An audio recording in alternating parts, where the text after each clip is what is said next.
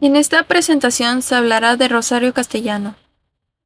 Rosario Castellano fue una escritora, periodista y diplomática mexicana considerada una de las literatas mexicanas más importantes del siglo XX.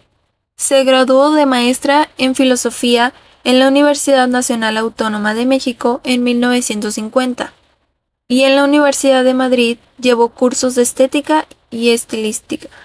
Fue profesora en la Facultad de Filosofía y Letras de la UNAM, en la Universidad de Wisconsin, en la Universidad Estatal de Colorado y en la Universidad de Indiana. Se inició en la literatura como poeta, pero su primer libro fue una novela, Balún Canán, que juntó con Ciudad Real su primer libro de cuentos, y Oficio de Tinieblas, su segunda novela, firman la trilogía indigenista más importante en la narrativa mexicana. Escribió durante 8 años en el diario mexicano Excelsior. Fue promotora del Instituto Chiapaneco en la cultura del Instituto Nacional Indigenista y secretaria del PEN Club. En 1954 a 1955 fue becada por la Fundación Rockefeller en el Centro Mexicano de Escritores. Rosario Castellanos es considerada una figura de alta importancia en la historia de las ideas hispanoamericanas, principalmente por su aguda crítica social, su visión feminista y su exploración de la condición indígena, así como su versatilidad como escritora, periodista, ensayista y diplomática. Fue pensadora ágil, crítica en sus ensayos, y es la primera mujer, después de Sor Juana Inés de la Cruz, que por la importancia de su obra literaria ha sido conocida en España y otras muchas partes del mundo gracias a las traducciones de su obra que están vigentes y circulando aún. Su experiencia como mujer en una sociedad machista y su contacto con comunidades indígenas en Chiapas influyeron en su obra y pensamiento, que se ve reflejado en sus escritos sobre la condición de la mujer y la crítica al patriarcado. Castellanos se interesó por el feminismo desde su etapa universitaria y fue una de las primeras voces en abordar el tema en México. Algunas de sus obras destacadas que reflejan su filosofía y propuesta social son Balún Canán, 1957, una novela que explora la atmósfera social y religiosa en Chiapas. Mujer que sabe latín, 1973. Un ensayo que reflexiona sobre la condición de la mujer en la sociedad. El eterno femenino, 1975. Una obra de teatro que ironiza sobre la historia de la mujer en México y defiende principios feministas. Sobre cultura femenina, 2009. Un ensayo filosófico que reflexiona sobre la marginación de la mujer en el ámbito de la cultura, la ciencia y el arte. Balún Canán es una novela ambientada en Chiapas, narrada por una niña mestiza durante la reforma agraria.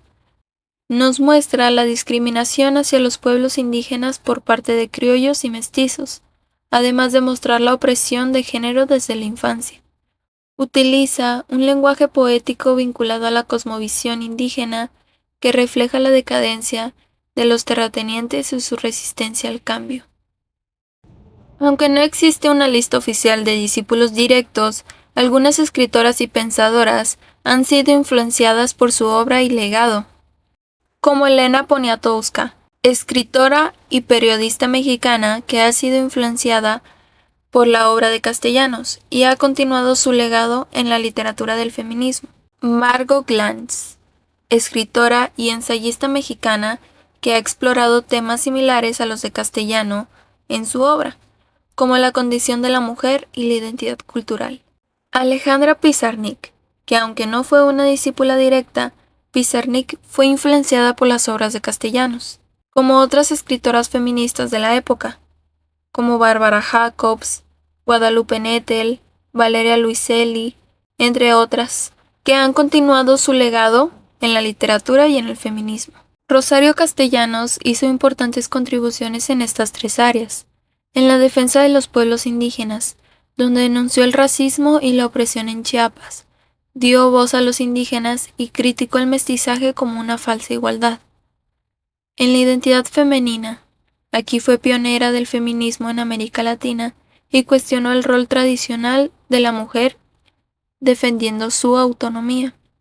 En la crítica cultural y educativa, donde rechaza la educación hegemónica que desaparece la diversidad, propuso una educación crítica que valore las culturas indígenas.